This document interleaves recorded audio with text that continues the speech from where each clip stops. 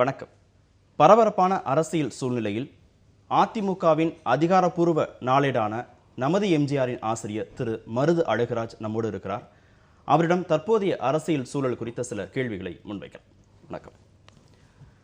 நமது எம்ஜிஆரில் நீங்கள் எப்போ பணிக்கு சேர்ந்தீங்க? எத்தனை ஆண்டு காலம் மறைந்த முதலமைச்சர் ஜெயலலிதாவுக்கும் உங்களுக்குமான அந்த உறவு தொடர்ந்தது?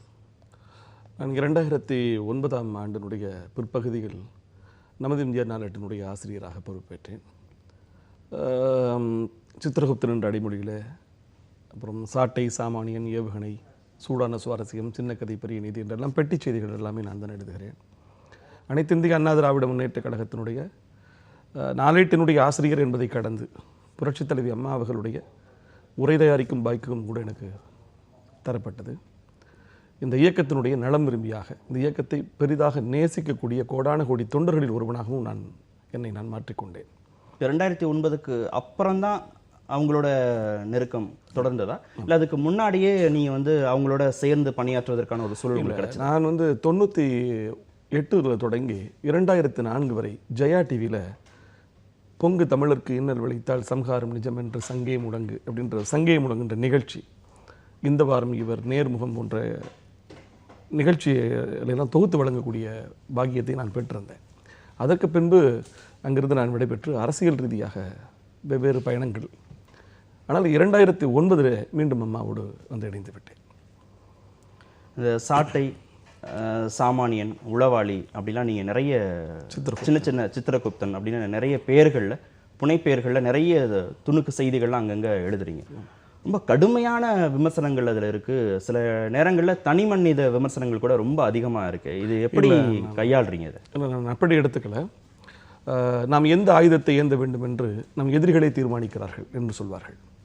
மாவோ சொன்னது போல, நான் எதை எழுத வேண்டும், எப்படி எழுத வேண்டும் என்பதை எதிரிகளை தீர்மானிக்கிறார்கள். சில நேரங்களில் பெண் தானே, ஒரு பெண் தலைவர் தானே என்கிற இலக்காரத்தோடு எங்கள் தலைமை மீது தரம் தாழ்ந்த தாக்குதல்கள் எதிரிகளால் தொடுக்கப்படுகிற போது அவர்களின் தரத்திலேயே நாங்களும் திருப்பி அடிக்க வேண்டிய ஒரு நிர்பந்தம் ஏற்பட்டது.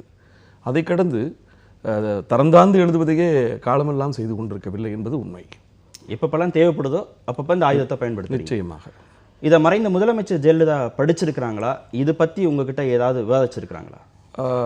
பல முறை இதை நிறைய என்னால் சொல்லிக்கொண்டே போகலாம். பல தருணங்களில் அம்மா பாராட்டியது உண்டு, கூப்பிட்டு கண்டித்தது உண்டு, இல்லை இது இவ்வளவு வேண்டாமே என்று சொன்னது உண்டு. என்னை பொறுத்தவரை உலகத்தின் ஒரு தலைசிறந்த தலைவரின் பார்வையில் எங்கள் எழுத்துக்களை அவர்கள் அம்மா எடை போட்டு பார்ப்பதும், பாராட்டுவதும், திருத்துவதும் உண்மையாகவே இது ஒரு பொற்காலம்தான். ஒரு கட்சியோடைய அதிகாரப்பூர்வ நாளேடு, அதில் நீங்கள் ஆசிரியராக இருக்கீங்க, தொலைக்காட்சியிலையும் இருந்திருக்கிறதா சொல்கிறீங்க. அந்த கட்சியோடைய அதிகாரப்பூர்வ தொலைக்காட்சியில் நீங்கள் இருந்திருக்கிறதா சொல்கிறீங்க. ஒரு நாளேடு, ஒரு தொலைக்காட்சி அப்படிங்கிறது கட்சி தொண்டர்கள்ட்ட போய் சேரக்கூடிய ஒரு மிகப்பெரிய அடிப்படையான ஒரு கருவி. இதை மறைந்த முதலமைச்சர் ஜெயலலிதா எப்படி பயன்படுத்திக்கிட்டாங்க, எப்படி கையாண்டாங்க? இல்லை, ஒவ்வொரு வருடமும் நீங்கள் பார்த்தீங்கன்னா நமது எம்ஜிஆர் நாளேட்டினுடைய தொடக்க நாளுக்கு அம்மா ஒரு பாராட்டு கடிதம் கொடுப்பார். அந்த பாராட்டு கடிதம் எப்படி கொடுப்பார் என்றால், ஒரு பெரிய பரிசளிப்பு போல கொடுப்பார். அவரே ஒரு கடிதம் எழுதி நமது எம்ஜிஆர் எந்த வகையிலெல்லாம் தன்னுடைய அரசியல் வாழ்க்கைக்கு உதவிகரமாக இருந்திருக்கிறது, தமது பொற்கரத்தால் தொடங்கி வைக்கப்பட்ட இந்த நாளிதழ் என் அரசியல் வாழ்க்கையினுடைய அத்தனை அனுபவங்களையும் பதிவு செய்திருக்கும் ஒரு கருவூலமாக இருக்கிறது. அதிகாலையிலே கழகத்தினுடைய செய்திகளை கொண்டு போய் கழகத்தின் தொண்டனுக்கு கொண்டு போய் சேர்க்கக்கூடிய ஒரு காகித ஏவுகணையாக இருக்கிறது என்றெல்லாம் அம்மாவினுடைய பாராட்டுதல்களை பலமுறை நாங்கள் பெற்றிருக்கிறோம். 98 தொடங்கி கிட்டத்தட்ட 2016 வரைக்கும் ஒரு 18 ஆண்டு காலம் நீங்கள் கூட இருந்திருக்கிறீங்க. அவருடைய அரசியல் புரிதல் குறித்து உங்களுடைய கருத்து என்ன? அம்மா அவர்களை பொறுத்தவரை விண்முட்ட வந்தாலும் ஒரு விழிசுமிட்ட வீரத்தின் அடையாளம் அவர். எத்தகைய அரசியல் சூழல்களையும் தைரியத்தோடு எதிர்கொள்ளக்கூடிய துணிச்சலின் பிறப்பிடம் அவர். நான் அடிக்கடி அவரை பற்றி எழுதுவதுண்டு, கோடி சிங்கத்தின் தைரியம் குடியிருக்கும் வீர திருமகள் என்று. ஒரு பெண், அதுவும் ஆணாதிக்கம் நிறைந்த கலை உலகத்திலும் சரி, அரசியல் உலகத்திலும் சரி, அவர் 2 உலகத்திலும் தனது தனித்தன்மையால், தனது வீரத்தால், நிலைப்பாடுகளில், எடுத்த முடிவுகளில் அவர் கொண்டிருந்த உறுதியால் வென்று காட்டிய ஒரு வீர பெண்மணி. என்னை பொறுத்தவரை நான் அடிக்கடி எழுதுவது உண்டு, பிரமிடுகள், தாஜ்மஹால், தொங்கும் தோட்டம், சீன பெருஞ்சுவர் என்று மனிதரால் உருவாக்கப்பட்டவை எல்லாம் உலக அதிசயங்களான போது மனிதரே அதிசயமானது அம்மா நீங்கள் மட்டும்தான் என்று நான் சொல்வேன். என்னை பொறுத்தவரை அது மிகைப்படுத்தப்பட்ட வரிகளாக நான் உணரவில்லை. அவர் ஒரு அரசியல் அதிசயம்தான். இப்போ நடந்துட்டு இருக்கக்கூடிய இந்த அரசியல் சூழலை நீங்கள் வந்து எப்படி பார்க்க? வேதனைப்படுகிறேன்.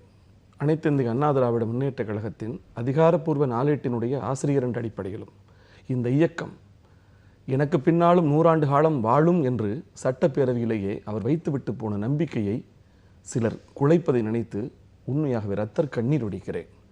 பூக்களுக்கும் புன்னகையை கற்றுத்தந்த பொன்மனச்செம்மல் புரட்சி தலைவர் எம்ஜிஆர் தொண்டையிலே குண்டு ஏந்தினார்.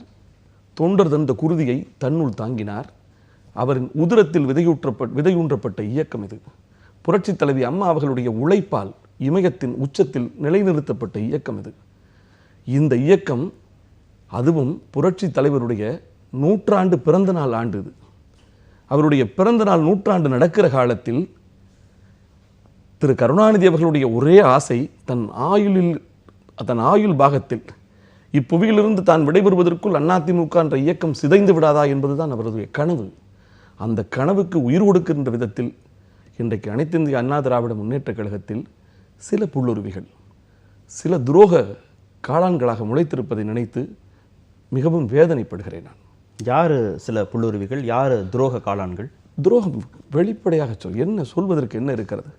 திரு ஓ பன்னீர்செல்வம் அனைத்து இந்திய அண்ணா திராவிட முன்னேற்ற கழகத்தின் 77 இருந்தேன்னு அவர் இப்போ சொல்கிறாரு. 77 இருந்தவரெல்லாம் முதலமைச்சராக முடிந்ததா? அவருக்கு யார் முதலமைச்சராக, இவர் விசுவாசமானவர், நல்லவர் என்கிற நம்பிக்கையை அவ்வளவாக அம்மா யாரையுமே நம்ப மாட்டார்கள். அவர்கள் உரசி பார்ப்பார்கள். அப்படிப்பட்ட நிலையில் திரு ஓபிஎஸ் மிகச்சிறந்தவர், நல்லவர், விசுவாசமான மனிதர் என்கிற சான்றிதழை கொடுத்தது சின்னம்மா தான். ஒரே காலத்தில் பெரியகுளத்தின் நகர்மன்ற தலைவர், அதே காலத்தில் சட்டமன்ற உறுப்பினர், உடனே வருவாய்த்துறை அமைச்சர், அங்கிருந்து பொதுப்பணித்துறை அமைச்சர், முதலமைச்சர். யார்கிட்ட இந்த நற்சான்றை கொடுக்குறாங்க? அம்மாவிடம், ஜெயலலிதா கிட்ட. அம்மாவிடம். இவர்களே சொல்கிறார்கள் இன்றைக்கு எங்களுடைய அரசியல் வாழ்க்கையில் சின்னம்மா பல பேரை கெடுத்து விட்டார்கள் என்று குற்றம் சுமத்துகிறார்களே. ஓபிஎஸ் போன்றவர்களுக்கு உயர்வு தருவதற்கும் உறுதுணையாக இருந்தது சின்னம்மா தானே. சரி, நான் உங்கள் வாதத்துக்கே வர்றேன். சசிகலா நற்சான்று கொடுத்த ஒருவரை தமிழகத்தின் முதலமைச்சராக மறைந்த முதலமைச்சர் ஜெயலலிதாவால் நியமிக்க முடியும்னா, நற்சான்று கொடுத்த சசிகலாவை ஏன் கட்சியோட உயர் பொறுப்புகளுக்கு இதுவரைக்கும் கொண்டுட்டு வரவே இல்லை? இல்லை, ரெண்டு விஷயம். அம்மாவினுடைய தோழமையாக, உற்றநல் தாயாக, உடன் பிறந்த தோழியாக சின்னம்மா இருக்கிறார். அவர் அம்மாவால் பொதுக்குழு உறுப்பினராக தொடர்ந்து நியமிக்கப்படுகிறார். அரசியலுக்கு இவர் வரவே கூடாது என்று அம்மா நினைத்திருந்தால் தோழி என்கிற அளவிலே நிறுத்தி இருக்கலாம். தோழமையை கொண்டு வந்து இயக்கத்தினுடைய பொதுக்குழு உறுப்பினராக வேண்டிய அவசியம் இல்லையே. செயற்குழு உறுப்பினராக வேண்டிய அவசியம் இல்லையே. ஆக அரசியல் அவருக்கு அவசியம். காலத்தை அறிமுகம் செய்யலாம், காலத்தை இவரை கைப்பிடித்து வந்து மக்களிடம் அறிமுகம் செய்திருக்கலாம் என்று அம்மா நினைத்திருக்கலாமே. சரி, ஒரு புரிதலுக்காக கேட்குறேன். அதிமுகவுடைய அடிப்படை கட்டமைப்பு என்னன்றது தெரியல. அந்த கட்சியுடைய செயற்குழு உறுப்பினர்களின் எண்ணிக்கை எத்தனை இருக்குன்னு நீங்கள் சொல்லுங்களேன். இல்லை, அனைத்து இந்திய அண்ணா திராவிட முன்னேற்ற கழகத்தினுடைய செயற்குழு உறுப்பினர்கள் ஒவ்வொரு செயற்குழுவுக்கும் அது எண்ணிக்கைகள் கூடுகிறது, குறைகிறது. தோராயமாக கேட்குறேன். காரணம், கட்சியினுடைய செயற்குழு உறுப்பினர்கள் என்று சொன்னால் என்னுடைய கணக்கு பிரகாரம் ஒரு 250 275 300 தொடலாம். 300 தொடலாம். பொருளாளர் ஒருத்தர் தான் கட்சிக்கு. பொதுச் செயலாளர் ஒருத்தர், பொருளாளர் ஒருத்தர், அவை முன்னவர் ஒருத்தர், அதற்கு பிறகு அமைப்பு செயலாளர் அப்படின்னு நிறைய பொறுப்புகள்லாம் கட்சியில் இருக்குது. பொதுச் செயலாளரை ஜெயலலிதா வகிக்கிறாங்க, நம்ம அதை விட்டுடலாம், அந்த பொறுப்பை நம்ம விட்டுடலாம். பொருளாளர் பதவி ஒரே ஒரு பதவி, அதை சசிகலாவுக்கு கொடுக்கல. அவை முன்னவர் பதவி ஒரே ஒரு பதவி, அதை கொடுக்கல. நீங்கள் சொல்கிற கணக்குப்படி 250 300 பேர் இருக்கக்கூடிய செயற்குழு உறுப்பினர் பதவியில் ஒரு பொறுப்பை சசிகலாவுக்கு ஜெயலலிதா கொடுத்துருக்குறாங்க. நீங்கள் சொல்கிறது, அதாவது 300 பேரில் ஒருத்தராக சசிகலாவை அவங்க பார்த்துருக்குறாங்களே தாண்டி அதை கடந்து ஒரு முக்கியமான பொறுப்பை கொடுத்து அவங்க அழகு பார்க்கணும்னு நினைக்கவே இல்லை. நீங்கள் 300 பேரிலே ஒருவராக இருக்கக்கூடிய சசிகலா அம்மா, சின்னம்மா, அவர் கைகாட்டக்கூடிய ஒருவரைத்தான் பொருளாளராக அம்மா நியமிக்கிறார். ஆக 300 ஒருவராக அவரை வைத்திருப்பது இப்போதைக்கு நீங்கள் அங்கே இருக்கட்டும். என்ன ஆதாரம் இதுக்கு? இல்லை, சசிகலா கை காட்டின நபரை தான் பொருளாளராக நியமிக்கிறாங்க, சசிகலா கை காட்டின நபரை தான் அவை முன்னவராக நியமிக்கப்படுறாரு அப்படிங்கிறதுக்கு என்ன ஆதாரம்? ஒன்றும் வேண்டாம். நீங்கள் கடந்த காலத்தில் அனைத்திந்திய அண்ணா திராவிட முன்னேற்ற கழகத்தினுடைய பெரியகுளம் நாடாளுமன்ற உறுப்பினராக சசிகலா அவர்களுடைய அக்கால் மகன் தான் திரு டிடிவி தினகரன் இங்கே நாடாளுமன்ற உறுப்பினராக போட்டியிடுகிறார். அவர் மூலமாக சின்னம்மாவிடம் இவர் கொண்டு வந்து நிறுத்தப்பட்டு அம்மாவுக்கு அரசியல் சோதனை வந்து முதலமைச்சர் பதவியிலிருந்து விலக வேண்டிய நிலை வந்தபோது யாரை அங்கே முன்னிறுத்துவது என்கிற ஒரு கேள்வி எழுகிறது. அப்பொழுது சின்னம்மா திரு தினகரன் அவர்கள் கொடுத்த இவரை பற்றிய அறிமுகங்களை வைத்து இவர் சிறப்பாக செய்வார் என்கிற உத்தரவாதத்தை அம்மாவுக்கு கொடுத்தது சின்னம்மா தான். இப்ப தினகரன் கட்சியில் இருக்காரா? இல்லை, இன்னுங்க அனைத்திந்திய அண்ணா திராவிட முன்னேற்ற கழகத்தில் பலர் வெளியேற்றப்படுவார்கள் தவறிழைக்கிற போதோ, அல்லது அம்மாவுக்கு அவர்கள் மீது அவர்களுடைய பணியிலே திருப்தி இல்லை அப்படின்ற நிலையில் வெளியேற்றப்படுவதும் படியிலிருந்து விடுவிக்கப்படுவதும் அதற்கு பின்பு உள்ளே வருவதும் தொடர்ந்து நடக்கிற காரியங்கள் புரிஞ்சுக்க முடியுது. வெளியேற்றப்படுவதும் உள்ளே வருவதும் நடந்திருக்கு, மாற்று கருத்தே இல்லை. உள்ள வரவே இல்லை. இல்லை, நீங்க ஒன்று மறைந்த கடைசி நிமிடங்கள் வரைக்கும் உள்ள சேர்த்துக்கவே இல்லை. என்ன காரணம் அப்படின்னு சொன்னா, கடைசி காலங்களில் அனைத்திந்திய அண்ணா திராவிட முன்னேற்ற கழகம் ஒரு புரட்சி தலைவி அம்மா அவர்களை பொறுத்தவரை சின்னம்மாவினுடைய ஒருவர் மட்டுமே அரசியலுக்கு அடையாளப்படுத்தப்பட்டால் போதும் என்று அவர் நினைத்திருக்கலாம். அதனால் அவர்களை உள்ளே அழைக்காமல் இருந்திருக்கலாம் என்பது என்னுடைய கணக்கு. துரோகம் செஞ்சவங்களோட எந்த விதமான ஒட்டும் இல்லை, உறவும் வைத்துக் கொள்ள மாட்டேன்னு சசிகலா கடிதம் எழுதி கொடுத்தப்பட்ட பிறகுதான் சசிகலாவையே உள்ள சேர்த்துக்கிறாங்க போயஸ் தோட்டத்துக்குள்ள. இல்லை, நீங்க அந்த கடிதத்தில் நான் யாரோடும் தொடர்பு வைத்துக் கொள்ள மாட்டேன் என்று கடிதம் எழுதி நமது எம்ஜிஆரில் நாங்களே வெளியிட்டோம்.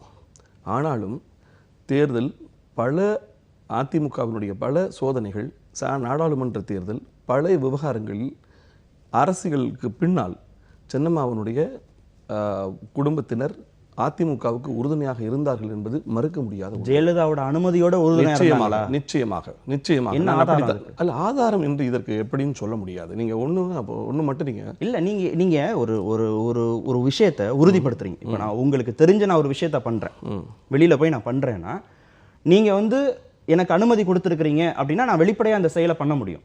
உங்கள்கிட்டேருந்து எனக்கு அனுமதி கிடைக்கல, நான் செஞ்சேன்னு நீங்கள் ஏதாவது ஒரு விமர்சன கருத்தை வைப்பீங்கன்னா நான் திரைமறைவில் பண்ணல. அம்மாவனுடைய 2011 ஆட்சிக்கு வருவதற்கு முன்பு மண்டல பொறுப்பாளர்களாக பலர் நியமிக்கப்பட்டார்கள்.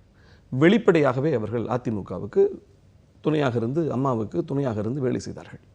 2011க்கு பிறகு ஒரு அம்மாவுக்கு இவர்களுடைய பணியிலே அதிருப்தியோ கோபமோ ஏற்பட்டு இவர்கள் வெளியேற்றப்படுகிறார்கள். வெளியேற்றப்பட்டதற்கு பிறகு சில நாட்களில் சின்னம்மா மீண்டும் தோட்டத்திற்கு வந்து விட்டார்கள். வந்ததற்கு பிறகு சின்னம்மா ஒருவரே அனைத்து பொறுப்புகளையும் எடுத்து பார்க்கிறார்கள். ஆனால் 2016ஆம் ஆண்டு திரு ஓபிஎஸ் இந்த முன்னணி நிர்வாகிகள் எல்லாம் சில தவறுகள் இழைத்தார்கள் என்று அம்மாவால் தள்ளி வைக்கப்பட்டார்கள். பார்த்தீங்களா? அந்த நேரத்தில் திரு ஓபிஎஸ், நத்தம் விஸ்வநாதன் இவர்கள் எல்லாம் 2016 தேர்தல் காலமாக மட்டும் இல்லாமல் இருந்திருந்தால் இவர்களை ஒருவேளை அம்மா கட்சியிலிருந்தே அடிப்படை உறுப்பினர்ந்தே நீக்கியிருப்பதற்கும் சாத்தியம் உண்டு. சரி, ஆட்சி பொறுப்புக்கு வந்து செப்டம்பர் மாதம் மருத்துவமனைக்கு போகிற வரைக்கும் அவங்க நல்லா தானே செயல்பட்டு இருந்தாங்க. நீங்கள் சொல்கிற குற்றச்சாட்டு உண்மை அப்படின்னா, நடவடிக்கை எடுக்கணும் அப்படின்னா, ஆட்சி பொறுப்புக்கு வந்த பிறகு அவங்களுக்கு அமைச்சர் பதவியை கொடுக்காம இருந்திருக்க முடியும், கட்சியிலிருந்து நீக்கி இருக்க முடியும், பல்வேறு நடவடிக்கைகள் எடுத்திருந்திருக்க முடியும். பொறுத்தவரை அவர் வந்து அவருடைய கோபமும் சரி ஆதரிப்பும் சரி பனித்துளி போல தோன்றி மறைந்துவிடும். காலப்போக்கில் அவர்களுடைய நடவடிக்கைகளை இன்னும் சொல்லப்போனால் கடந்த கடைசி செயற்குழுவில் எப்பொழுதுமே சிங்கம் போல கர்ஜிக்கிற அம்மா அவங்களுடைய பேச்சு ஒரு புலம்பலாக இருந்தது. மற்றவங்களை பொறுத்த வரைக்கும் ஜெயலலிதாவுடைய கோபம் வந்து பனித்துளி மாதிரி இருந்திருக்கு. சசிகலாவை பொறுத்த வரைக்கும், சசிகலாவுடைய குடும்பத்தாரை பொறுத்த வரைக்கும் அந்த பாறாங்கல் மாதிரி சின்னம்மா மீது அம்மாவுக்கு எந்த கோபமும் இல்லை என்றதை அனைத்திந்திய அண்ணா திராவிட முன்னேற்ற கழகத்தினர் 1.5 கோடி தொண்டர்கள் மறிவார்கள். நடராஜன் வந்து கட்சியில் எந்த விதமான பொறுப்பும் இல்லை. ஆனால் அவர் கட்சி பற்றி விமர்சனம் பண்ணுறாரு, கருத்து சொல்கிறாரு. ஆட்சி பற்றி விமர்சனம் பண்ணுறாரு, கருத்து சொல்கிறார். திவாகரனுக்கு கட்சியில் எந்த விதமான பொறுப்பும் இல்லை. அவர் வந்து உளவுத்துறை வந்து ஃபெயிலியர், ஜல்லிக்கட்டு விவகாரத்தில், மாணவர் போராட்டத்தில் அவர் வந்து கமெண்ட் பண்ணுறார். சசிகலா நான் கட்சியிலையும் ஆட்சி பொறுப்புக்கும் வரமாட்டேன்னு கடிதம் எழுதி கொடுத்த பிறகு தான் அவங்க உள்ளே சேர்க்கப்படுறாங்க. ஆனால் அதற்கான முயற்சிகளை செய்கிறாங்க.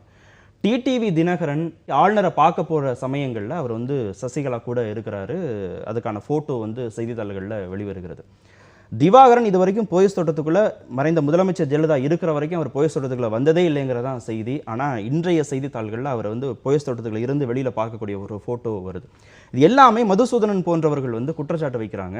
கட்சியில் வந்து குடும்பத்தாருடைய, சசிகலா குடும்பத்தாருடைய ஆதிக்கம் இருக்குது அப்படின்னு அந்த குற்றச்சாட்டு வைக்கிறாங்க. இதெல்லாம் மெய்ப்பிக்கிற வகையில் இதெல்லாம் பேரலாக இந்த பக்கம் நடந்துகிட்டே இருக்கு. இல்லை, நீங்கள் அம்மா வந்து சின்னம்மா வந்து இயக்கத்திற்கு உள்ளே வந்த பிறகு கடிதம் எழுதி கொடுத்து விட்டு வந்தார்கள். வந்த பொழுது நான் எதிலுமே தலையிட மாட்டேன். இவையெல்லாம் அம்மா இருக்கிற போது சொல்லப்பட்ட வாக்குறுதிகள்.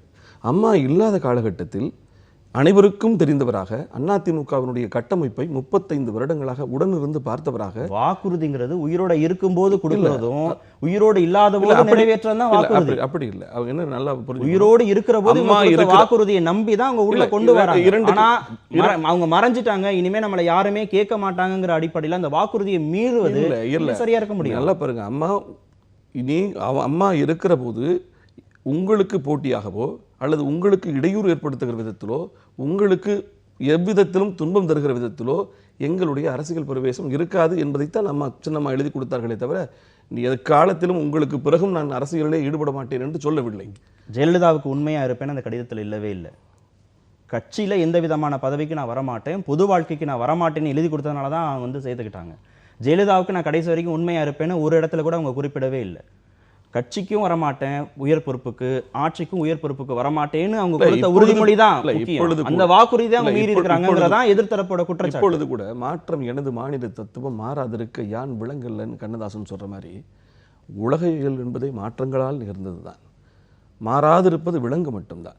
மனிதன் மாறிக்கொண்டுதான் இருப்பான். மாற்றங்களை நிகழ்த்து தேவைக்கு ஏற்ற போன்ற மாற்றங்கள் அவசியப்படுகிறது. என்ன தேவை இப்பொழுது என்ன தேவை?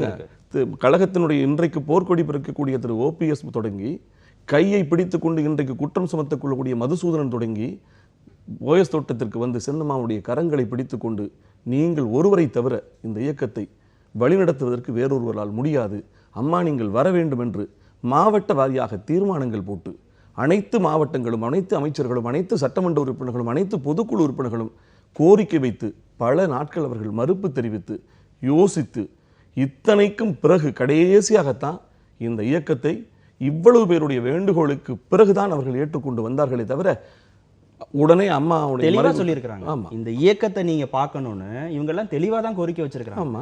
அதிமுகவுடைய பொதுச் செயலாளரா சசிகலா ஆனதுக்கு இவங்க தரப்புல இருந்து எந்த விதமான எதிர்ப்பும் இல்லை. அவங்க சொன்னதெல்லாம் கையை பிடிச்சிட்டு சொன்னதெல்லாம் சரிதான், அவங்க ஆதரவு கொடுத்ததும் சரிதான். தமிழகத்தின் முதலமைச்சருங்கிற ஒரு பொறுப்புக்கு அவங்க வருவதற்கான முயற்சிகளை மேற்கொள்கிற போதுதான் இவங்க தரப்புல இருந்து எதிர்ப்பு வருகிறது. சரியா தான் சொல்லியிருக்கிறாங்க. எதிர்ப்பு யாரிடமும் வரலைங்க. இவர்கள் எல்லாருமே பொதுச் செயலாளர் வந்ததற்கு பிறகு அம்மா முதலமைச்சராக வர வேண்டும், சின்னம்மா வர வேண்டும் என்று தான் சொன்னார்கள். அந்த தீர்மானத்தை முன்மொழிந்தது மட்டுமல்ல, முதலமைச்சராக அவங்களை தீர்மானிப்பதற்கு சட்டமன்ற குழுவினுடைய தலைவராக தேர்ந்தெடுத்து கைத்தட்டியது யாரு, வரவேற்றது யாரு, முன்மொழிந்தது யாரு? சசிகலா முதலமைச்சரா வரணும் அப்படின்னு உங்க அமைச்சரவையில் இருக்கக்கூடிய அமைச்சர்கள் சொல்றாங்களேன்னு செய்தியாளர்கள் பல முறை கேள்வி கேட்டாங்க OPS. ஒரே ஒரு முறை கூட அவர் வாயை திறந்து பதில் சொன்னதே கிடையாது. மறுக்கவில்லை தவிர அவர் எந்த பதிலும் அவர் சொன்னதே. ஒருவேளை அதை ஒப்புதல் என்று எடுத்துக்கொள்ளலாம் அல்லவா? மௌனம் சம்மதத்திற்கு அடையாளம் என்று எடுத்துக்கொள்ளலாம் அல்லவா? அதையே நீங்கள் மறுப்பு என்று எடுத்துக்கொள்கிறீங்க? சொல்லிட்டாரு. இப்ப மறுப்பு எப்பொழுது மறுப்பு? தேரை இழுத்து கொண்டாந்து தெருவில் நிறுத்திவிட்டு நான் தான் முதலிலே வடம் பிடித்து இழுப்பேன் என்று வாக்குறுதி கொடுத்து விட்டு இப்பொழுது எதிர்வாதம் பேசுகிறார். அதன் பின்னணி புரியவில்லை. நீங்க இயக்கத்தை முதலமைச்சராக அம்மா வழிநடத்த வேண்டும் என்று போய் கோரிக்கை வைத்தவர்களில் முதலாக நின்றவர் முன்னவர் பொருளாளர் OPS தான். அதுதான் சரிதான், அதுதான் மாற்று கருத்தே இல்லை. பொதுச் செயலாளர் மட்டுமல்ல, முதலமைச்சராகவும் நீங்கள் இருக்க வேண்டும் என்று அந்த கருத்தை என்னைக்கு அவர் முன் வச்சாரு? 2 மணி நேரம் நான் வாக்குவாதம் பண்றேன், இப்ப என்ன அவசரம்னு நான் கேட்கிறேன், 2 மணி நேரம் நான் வந்து வாக்குவாதம் பண்றேன், அதன் பிறகு என்னை வந்து ரொம்ப கட்டாயப்படுத்தி இந்த முடிவை எடுக்க தள்ளுறாங்கன்னு அவர் வந்து செய்தியாளர்கள் சொல்றார். 3 முறை முதலமைச்சராக இருந்த ஒருத்தர் என்னை நிர்பந்தப்படுத்தினாங்க, கட்டாயப்படுத்தினாங்க அப்படின்னு சொல்றதே மிக மிக தவறான ஒன்றுங்க. அவருடைய மிக பெரும் அது வந்து அவருடைய அரசியல் வாழ்க்கையில் அவருடைய ஆளுமை இல்லாத ஒருவர் இப்படிப்பட்ட பதவிகளில் அமர்த்தி வைக்கப்பட்டிருக்கிறாரோ என்கிற ஒரு வருத்தத்தை தான் கழக தொண்டர்களிடமும் மக்களிடம் உருவாக்குகிறது. எதிர்க்கட்சியை சேர்ந்தவங்க பாராட்டுறாங்களே, வார்தா புயலுக்கு நல்லா பணி செஞ்சாரு, ஜல்லிக்கட்டுக்கான சட்டத்தை நிறைவேற்ற ரொம்ப துரித கதியில செயல்பட்டார்னு எதிர்க்கட்சி தலைவர் திரு MK ஸ்டாலின் சட்டமன்றத்தில் பாராட்டு தெரிவிக்கிறாரு. அவருக்கான ஆதரவு அமோகமாக பெருகி வருகிறது. எப்படி செயல்படலன்னு சொல்றீங்க நீங்க? வர்தா புயலில் ஒரு அமைச்சரவை செயல்பட்டது. 4 கிராமத்திற்கு ஒரு அமைச்சர் என்று பொறுப்பேற்றுக் கொண்டு பம்பரமாக சுழன்றார்கள். வருவாய்த்துறை அமைச்சர் தொடங்கி சட்டத்துறை அமைச்சரிலிருந்து மீன்வளத்துறை அமைச்சரிலிருந்து ஒவ்வொருவரும் சுழன்று பணி செய்தார்கள். இல்ல எனக்கு ஒரு விஷயம் புரியவே இல்லை. நீங்க ஓபிஎஸ் செயல்பட்டான்னு சொன்னா இல்ல ஓபிஎஸ்ங்கிற தனி மனிதர் செயல்படல, அமைச்சர்கள் செயல்பட்டாங்க, அதிகாரிகள் செயல்பட்டாங்கன்னு ஒட்டுமொத்தமா அது வந்து அப்படியே ஒரு ஹோலிஸ்டிக்கா பார்த்து அவ்வளவையும் நீங்க வந்து உங்க கட்சிக்கான கல்டிவேஷனா நீங்க எடுத்துக்கிறீங்க. ஆனா சசிகலாவை நீங்க பேசுற போது மட்டும் ரொம்ப திறமையாக அவர் செயல்படுவார்னு அது தனி மனிதருக்கான ஒரு அடையாளம். இப்ப நீங்க என்ன சொன்னீங்கன்னா, வர்தா புயலில் அமைச்சரவை தொடங்கி சட்டமன்ற உறுப்பினர்கள் அனைவரும் சேர்ந்து முதலமைச்சருடைய வழிநடத்தலில் சிறப்பாக செயல்பட்டார்கள் என்பது மறுக்க முடியாத உண்மை. ஆனால் அதற்கு தனி ஒருவர் மட்டுமே காரணம் என்று சொல்வது இது வேறு நோக்கத்திற்கான வேறு அடிப்படைக்கான வழியாக போகுது. நீங்கள் சொன்னீங்க எதிர்க்கட்சிகள் பாராட்டியது மட்டுமல்ல, சட்டமன்றத்திலேயே திரு மு க ஸ்டாலின் என்ன பண்ணுறாரு, துரைமுருகனை சொல்ல விடுகிறார். அவர் என்ன சொல்கிறாரு, நீங்களே இருங்க நாங்கள் ஆதரிக்கிறோம் என்று சொல்கிறார். சொன்ன போது திரு ஓபிஎஸ் என்ன செஞ்சிருக்கணும், இதே அவையில் எங்கள் தலைவியின் துயில் பிடித்து இழுத்தவர்கள் நீங்கள், பெண்ணென்றும் பாராமல் 1 மணி நேரம் கொடுந்தாக்குதல் இந்த அவையிலே அடித்து உதைத்தவர்கள் நீங்கள், அரசியல் ரீதியாக வெல்ல முடியாத எங்கள் அம்மா மீது 1 டஜனுக்கும் மேலான 12க்கும் மேற்பட்ட பொய் வழக்குகளை புனைந்து நீதிமன்றங்களின் நெடிய படிக்கட்டுகளிலே அலைக்கழித்து அவர் ஆரோக்கியத்தை குலைத்து அவர் ஆயுளையே குறைத்தது நீங்கள். அத்தகைய உங்களின் தயவிலே நான் முதலமைச்சராக இருப்பதற்கு ஒருபோதும் இருக்க மாட்டேன், அந்த துரோகத்தை நான் செய்ய மாட்டேன் என்று மறுத்திருக்கணும் அல்லவா? சரி, OS மணியன் பேசிருக்க கூடாது இல்ல, RB உதயகுமார் பேசிருக்க கூடாது இல்ல? நீங்க கட்சிக்குள்ள நீங்க 1000 பேசிக்கலாம், பொதுக்குள்ள நீங்க பேசலாம், செயற்குழுல நீங்க பேசலாம், OS தோட்டத்துக்குள்ள நீங்க பேசலாம், தலைமை கழகத்துக்குள்ள பேசலாம். பொது வெளியில ஒரு முதலமைச்சர் செயல்பட்டு இருக்கிறாரு. ஆனா எல்லா இடங்கள்லையும் போய் சசிகலா முதலமைச்சராக வரணும்னு இவங்க வந்து கோரிக்கை வைக்கிறாங்க. அதை வந்து இவர் வந்து கண்டிங்கன்னு வந்து தலைமை கிட்ட வந்து கோரிக்கை வைக்கிறாரு. ஆனா தொடர்ச்சியாக செல்லூர் போன்றவர்கள், விஜயபாஸ்கர் போன்றவர்கள், OS மணியன் போன்றவர்கள்லாம் வந்து தொடர்ச்சியா வந்து முதலமைச்சரா என்ன வச்சுட்டு அவங்க முதலமைச்சரா வரணும்னு வலியுறுத்துறாங்க. இதை அவமானப்படுத்துகிற மாதிரி இருக்குன்னு எதிர்கட்சிகள் அதை உற்று நோக்குறாங்க. அங்க ஒரு தேவையற்ற ஒரு சர்ச்சை உருவாகுதுன்னு இவங்க உங்களுக்கான ஆதரவை நீங்க பாருங்க, நீங்க தான் 5 வருஷமா முதலமைச்சரா இருக்கணும், தேவைப்பட்ட நாங்க ஆதரவு தர்றோம், அப்பதான் வராங்க. இந்த மாதிரியான சர்ச்சைகள் வரவே இல்லாத போது இவங்க சொல்லியிருப்பாங்க நீங்க நினைக்கிறீங்க? இல்லை, 2016 இவர் திரு ஓபிஎஸ் அவர்கள் அதிமுகவிலே தனக்கான ஆட்களை திரட்டும் பணியை தொடங்கிவிட்டார். சொல்ல போன 2016 அம்மா இருக்கிற போதே அவர் அந்த பணியை தொடங்கிவிட்டார். இது ஜெயலலிதாவுக்கு தெரியாதா? இது தெரிந்துதான் 2016 அந்த அவர்களை எல்லாம் வீட்டு சிறையில் வைத்தார்கள் என்று நாளிதழ்கள் தொடங்கி. ஒரு வாதம் புரியல, நீங்க வந்து ஒரே ஒரு வாதத்தை மட்டும் நீங்க வந்து அது சரியான்னு பாருங்க. அதிமுகவை பொறுத்த வரைக்கும் ஒரு சாமானிய தொண்டன் ஒரே நாள்ல ஒரே இரவுல 1 மணி நேரத்துல உச்சாணி கொம்புக்கு வர முடியும். அதை நீங்க ஏத்துக்கிறீங்களா இல்லையா? நிச்சயமா. அது சரினா எவ்வளவு பெரிய பொறுப்புல இருக்கக்கூடியவங்களும் அடுத்த 1 மணி நேரத்துல கட்சியின் அடிப்படை உறுப்பினர் பொறுப்பில் இருந்து கூட விலக்கப்படுவார்கள். இதுதானே அதிமுகவை பத்தி, ஜெயலலிதா பத்தி, அவங்களுடைய ஆளுமை திறன் பத்தி சொல்லக்கூடிய வாதம். நீங்க 2016 ஜெயலலிதா இருக்கிற போதே அவர் வந்து தனக்கான ஆட்களை திரட்டக்கூட முயற்சியில ஈடுபட்டுட்டாரு, அது ஜெயலலிதாவுக்கும் தெரியும்னா ஏன் அவங்க நடவடிக்கை எடுக்கல? ஏன் நிதியமைச்சருங்கிற பொறுப்பை அவங்க கொடுத்தாங்க? நான் தான் சொல்றேன், அது தேர்தல் நேரமாக இல்லாமல் இருந்தது. தேர்தலுக்கு பிறகு தேர்தல் நேரமாக இல்லாமல் இருந்தால் அதற்கு பிறகு நீங்கள் பார்க்கலாம், தேர்தலுக்கு பிறகு திரு ஓபிஎஸ் அவர்களுக்கு தரப்பட்ட முன்னுரிமை வெகுவாக குறைக்கப்பட்டது. நத்தம் விஸ்வநாதன் எல்லாம் தள்ளி வைக்க, அவரோடு சேர்ந்த அந்த அணிகள் இருக்காங்க பாருங்க, அத்தனை பேரையுமே அம்மா தள்ளி வைத்தாங்க. தள்ளி வைத்தது மட்டுமல்ல, செயற்குழுவில் மறைமுகமாக மிக கடுமையாக துரோகிகள் என்கிற வார்த்தையை வெளிப்படையாகவே சொல்லி விமர்சித்தார்கள். எனக்கு துரோகம் அளித்தார்கள், இவர்களின் துரோகத்தால் தான் 25-30 சட்டமன்ற உறுப்பினர்கள் 200 வேட்பாளர்கள் வெற்றி பெறக்கூடிய வாய்ப்பு 135க்கு குறைந்ததற்கு காரணம் இவர்கள் தான் என்பதை எல்லாம் சொன்னார். ஓபிஎஸ் இதே குற்றச்சாட்டை தான் வைக்கிறாரு. என்றைக்குமே சசிகலாவை தன்னுடைய வாரிசுன்னு ஜெயலலிதா வெளிப்படையாக இதுவரைக்கும் அறிவிச்சதே இல்லை அப்படிங்கிற குற்றச்சாட்டை தான் அவர் வைக்கிறார். அவர்கள் அம்மா வந்து வாரிசு என்று சொல்லவில்லை, ஆனால் எனக்காக மக்களிடம் பிறள உணர்ந்து கொள்ளப்பட்டவர், ஊடகங்களால் குதறி எடுக்கப்பட்டவர், கடுமையாக விமர்சனத்துக்குள்ளானவர், எனக்கு ஒரு தாயாக இருந்து பல தியாகங்களை செய்தவர் என்று அம்மா பல முறை புகழ்ந்திருக்கிறார். மனம் உருகி இருக்கிறார். ஜெயலலிதாங்கிற தனிப்பட்ட நபருக்கு அவர் பிரபா சகோதரியா இருந்திருக்கிறாரு, தாயா இருந்திருக்கிறாரு, மாற்று கருத்தே இல்லை. ஜெயலலிதாங்கிற தனிப்பட்ட மனுஷிக்கான அந்த உறவு, சசிகலா ஜெயலலிதாங்கிற தனிப்பட்ட 2 மனிதர்களுக்கான உறவை நம்ம எந்த விதத்திலையும் குறைச்சு மதிப்பிடவே இல்லை. அந்த உறவு சார்ந்து அவர் சொன்ன எல்லா கருத்துக்களையும் நம்ம ஏற்றுக்கலாம். ஆனா கட்சியை இவர் கட்டமைப்பார், கட்சிக்கு இவர் பலமா இருப்பார், எனக்கு பிறகு அவர் இந்த பொறுப்புக்கு வருவார், ஆட்சி பொறுப்புக்கு வருவார்னு எங்கேயாவது ஒரு இடத்துல ஒரு நாள் அவர் வெளிப்படையா சொல்லியிருக்கிறாரா? எந்த தலைமையும் தான் பலமாக இருக்கிற காலகட்டத்தில் இன்னொரு அடையாளம் காட்ட வேண்டிய அவசியம் வராது. அதற்கான அவசியம் அப்பொழுது ஏற்படவில்லை. ஒருவேளை அம்மா உடல்நிலை குன்றி இருந்த தருணத்தில் அவர் மனதில் கூட நினைத்திருக்கலாம், வெளிப்படுத்துவதற்கு சாத்தியம் இல்லாமல் போயிருக்கலாம் அல்லவா? இல்ல சசிகலாவை பாராட்டினா ஓபிஎஸ்ஸையும் அவர் பாராட்டி இருக்கிறாங்கல்ல. ஓபிஎஸ் பாராட்டலே நம்ம சொல்லலைங்க, நல்லதை செய்கிற போது பாராட்டி இருக்கிறார். ஆனால் அவருடைய கடந்த 2016 முதல் முறை உட்கார்ந்து 2ஆம் முறை உட்கார்ந்து இவர் எப்படின்னா, சோதனை வந்தால் அம்மாவுக்கு சோதனை வந்தால் நம்ம முதலமைச்சர், அம்மாவுக்கு சோதனை வரும்போதெல்லாம் அடுத்து நம்ம தான் அப்படின்றவருக்கு அம்மாவுக்கு அடுத்து எப்போ சோதனை வரும் அப்படின்ற எண்ணம் அவருக்கு வந்து விட்டது. அதன் அடிப்படையில் என்ன செய்தார்னா, அம்மாவுக்கு பிறகு நம்ம தான், இந்த கட்சி நமக்கு வந்துடும், முதலிலே அம்மாவுக்கு சோதனை வந்தால் நம்ம இந்த இடத்துல நம்ம உட்காருவோம் அப்படின்றது எண்ணமாக இருந்தது. அடுத்து அம்மாவுக்கு சோதனை வரணுன்ற எண்ணமே ஆசையாக மாறிவிட்டது. இதே குற்றச்சாட்டை தான் சசிகலா தரப்பு மேலே இவங்க வைக்கிறாங்க. இல்லை, நிச்சயமாக சொல்கிறேன், 67 நாட்கள் மருத்துவமனையிலே உடனிருந்து அம்மாவை உயிர் காப்பதற்கு போராடியவர் இவர் சின்னம்மா. அதே நேரத்தில் காலையில் ஒரு அட்டண்டன்ஸு, சாயந்தரம் ஒரு அட்டண்டன்ஸு, மற்ற நேரங்களில் ஆள் திரட்டுகிற வேலை, தனக்கானவர்களாக மாற்றுகிற வேலை, சட்டமன்ற உறுப்பினர்களை மூளை செலவு செய்கிற வேலை, இன்னும் சொல்ல போனால் அவர் உள்ள போய் நீங்க பார்க்கவே விடலாம், என்ன பண்ணுவார்? இன்னும் அம்மா இருக்கிற போதே அவர் உள்ள போய் நீங்க மருத்துவமனைக்குள்ள பார்க்கவே விடலாம், அவர் என்ன செய்வார்? அந்த குற்றச்சாட்டை தான் நான் காலையில இருந்து சாயந்தரம் வரையும் போவேன். உங்களுக்கு ஒன்றும் வேண்டாம். மூத்த பத்திரிகையாளர் அரசியல் விமர்சகர் சோ அவர்கள் அப்போலோ மருத்துவமனையில் உடல் நோய்வாய்ப்பட்டு சேர்க்கப்பட்டிருந்தார். அப்போ அம்மா அப்போலோ மருத்துவமனைக்கு பார்க்க போனாங்க. பார்க்க போயிட்டு அவரிடம் சந்தித்து பேசிட்டு வர்றாங்க.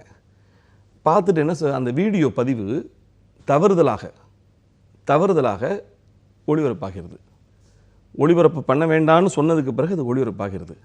உடனே அதற்கு காரணமானவர் பல வருடங்களாக அம்மாவுடைய நிறுவனத்தில் வேலை செய்பவர், விசுவாசமான ஒரு ஊழியர். அவரை பணி நீக்க மட்டும் அம்மா செய்யலை, பல பிரிவுகளில் வழக்கு போட்டு கைது செய்து சிறையில் அடைத்தார்கள். ஆக ஒரு நோயாளியை பார்க்க போனதே வெளியே வரக்கூடாதுன்னு நினைச்ச அம்மா தன்னை ஒரு நோயாளியாக காட்டுவதை விரும்புவாரா? ஒரு தொலைக்காட்சியில் ஒரு நிறுவனத்தில் வேலை பார்க்கக்கூடிய ஒரு ஊழியரும் ஒரு மாநில அரசுடைய நிதி அமைச்சரும் ஒண்ணா இல்லைங்க. நீங்க ஒரு 2 விஷயங்க அடுத்த நிலையில இருக்கிறார். தமிழக முதலமைச்சருக்கு உடல்நிலை சரியில்லாம மருத்துவமனையில் அனுமதிக்கப்பட்டிருக்கிறாங்க. புரோட்டோகால் படி அவருக்கு அடுத்த நிலையில இருக்கக்கூடியவர் நிதியமைச்சர் ஓ பன்னீர்செல்வம். அவரை பார்க்கறதுக்கு அனுமதி இல்லைன்னு அவர் பொது வெளியில வந்து அப்போலோ நிர்வாகம் தெளிவா சொல்லியிருக்கு. அம்மா அனுமதிப்பவர்களை நாங்கள் அனுமதித்தோம், அம்மா அனுமதிக்காதவர்களை யாரையும் நாங்கள் அனுமதிக்கலைன்னு சொல்லியிருக்காங்க. ஆக அம்மா நோய்வாய்ப்பட்டிருக்க அவங்க அனுமதித்தால் மட்டும்தானே ஒருவரை உள்ளே அனுப்ப முடியும்.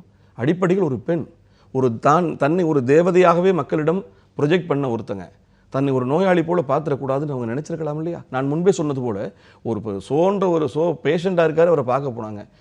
நோயாளியை பார்க்க போன வீடியோ வெளியானதுக்கே ஒருத்தரை பிடிச்சி உள்ளே போட்டாங்கன்னா தன்னை ஒரு நோயாளியாக காட்டுவதை அவர் விரும்புவாரா? இன்னைக்கு இவ்வளவு மர்மங்கள், சர்ச்சைகள், விசாரணை கமிஷன் வைக்கணும்னு அவர் சொல்றாரு. ஒன்றும் இல்லை, ஒரு நிமிஷங்க. மர்மம் என்று எப்பொழுது ஓபிஎஸ் பேச ஆரம்பித்தார்? அம்மா மரணம் அடைந்த அடுத்த நாளா, அடுத்த வாரமா, அடுத்த மாதமா? எப்பொழுது? நீங்கள் முதலமைச்சராக இருக்க வேண்டாம்னு சொன்னதுக்கு பிறகு தியானம் செய்கிறாரு. தியானம் செய்ய வேண்டும் என்கிற திட்டம் எப்போது வந்தது? முதலமைச்சராக ஒருவேளை இருக்க விட்டுருந்தா தியானத்துக்கு போயிருக்க மாட்டாரே. முதலமைச்சராக இருங்கன்னு இவர் அனுமதித்திருந்தால் மர்மம் என்று பேசியிருக்க மாட்டாரே. முதலமைச்சராக இருங்க என்று சொல்லியிருந்தால் சின்னம்மாவை இப்பொழுது பழிக்க மாட்டாரே. கரம் பிடித்து கொண்டு நீங்கள் தான் இந்த கட்சிக்கு வழிநடத்த வரணும், நீங்கள் தான் முதலமைச்சராக இருக்கணும் என்றெல்லாம் பேசியவருக்கு 48 மணி நேரத்தில் என்ன நடந்தது? சசிகலாவுக்கு சொத்து சேர்க்கிறது மட்டும்தான் ஒரே விருப்பம் அப்படின்னு PH பாண்டியன் குற்றச்சாட்டு வைக்கிறாரு. வேதா நிலையத்தை வந்து நினைவிடமா மாற்றணும் அப்படின்னு கையெழுத்து இயக்கத்தை திரு ஓ பன்னீர்செல்வம் தொடங்கி இருக்கிறாரு. PH பாண்டியன் அண்ணா திராவிட முன்னேற்ற கழகத்தினுடைய ஒரே ஒரு தொண்டனுக்கு ஒரே ஒரு டீ கூட வாங்கி கொடுத்துருக்க மாட்டார். ஆனால் தன் மொத்த குடும்பத்துக்கும், அவர் குடும்பத்தில் மொத்த குடும்பம் ரேஷன் அட்டையில் உள்ள அத்தனை பேருக்கும் பதவி வாங்கினார். அனைத்து இந்திய அண்ணா திராவிட முன்னேற்ற கழகத்தின் சோதனை காலத்தில் பூராமே அவர் ஒரு கோடாரியாகத்தான் இருந்திருக்கிறார். புரட்சி தலைவருடைய மரணத்தின் போது ஜாஜே என்ற பிளவு உருவாகுவதற்கு அவர் ஒரு கோடாரியாக இருந்தார். எப்பொழுதுமே இயக்கத்திற்கு சோதனை வருகிற போது இயக்கத்தை ஒற்றுமைப்படுத்தி இயக்கத்தை வலிமைப்படுத்த முயற்சிக்கிறவன் தான் இயக்கத்தின் மீது உண்மையான பற்று கொண்ட ஒரு தொண்டன், பற்றாளன். அவர் அப்படிப்பட்டவர் அல்ல. பிளவு வருகிற போதெல்லாம் பிளவை விசாலப்படுத்தி பெரிதாக்கி இயக்கத்திற்கு துரோகம் செய்யக்கூடியவர் தான் திரு PH பாண்டியன். இப்பொழுது இவர்கள் சொல்கிறார்களே வேதா இல்லத்தை மாற்றுவோம், நினைவுள்ளம் கட்டுவோம்.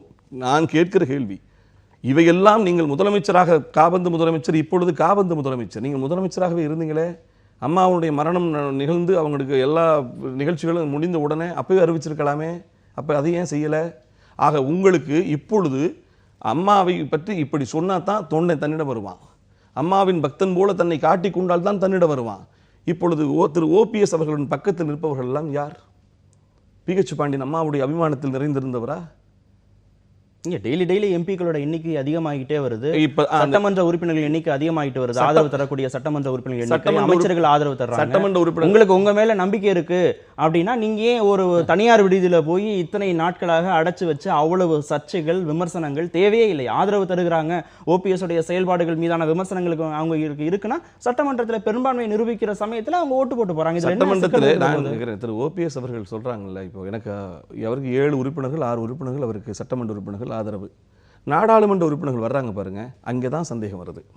இந்த இயக்கத்தை கருப்பு வெள்ளை சிவப்பு கொடியை காவி கொடியாக மாற்றலாம் என்று ஒரு கணக்கு போடுகிற ஒரு கும்பல் இருக்கிறது அல்லவா, அந்த திட்டம் தான் இப்பொழுது கொஞ்சம் கொஞ்சமாக நடந்துட்டு இருக்கிறது. இவரை பொறுத்தவரை அதிமுகவை பிளப்பதற்கு திமுகவின் தயவையும் நாடுகிறார், அதே நேரத்தில் பாரதிய ஜனதா கட்சி இதன் பின்னணியில் இருக்கிறதோ என்கிற அடிப்படை சந்தேகம் அதிமுகவின் கடைக்கோடி தொண்டனுக்கு வரை இன்று வந்துவிட்டது. காரணம், ஆளுநர் போடி ஒளிஞ்சுக்கிறாரு. ஒருவேளை ஓபிஎஸ்க்கு நான் நிறைய நாட்கள் தர்றேன், எப்படியாவது பிளக்க முடிந்து உங்களுக்கு ஆட்கள் வந்துட்டா நான் வர்றேங்கிற மாதிரி ஓடி போய் பல நாள் ஒளிந்து கொண்டு டெல்லியில் இருக்காருங்கிறாங்க, கோயம்புத்தூர்லேருந்து மும்பை போயிட்டாருங்கிறாங்க, தேடிக்கிட்டே இருக்கிறோம். அதற்கு பிறகு ஒரு நாள் வருகிறார். இல்ல அது விமர்சனங்கள் இருக்கு, நீங்க சொல்ற மாதிரி நிறைய விமர்சனங்கள் இருக்கு. எதிர்க்கட்சி தரப்புல இருந்து கேள்வி கேட்கறாங்க.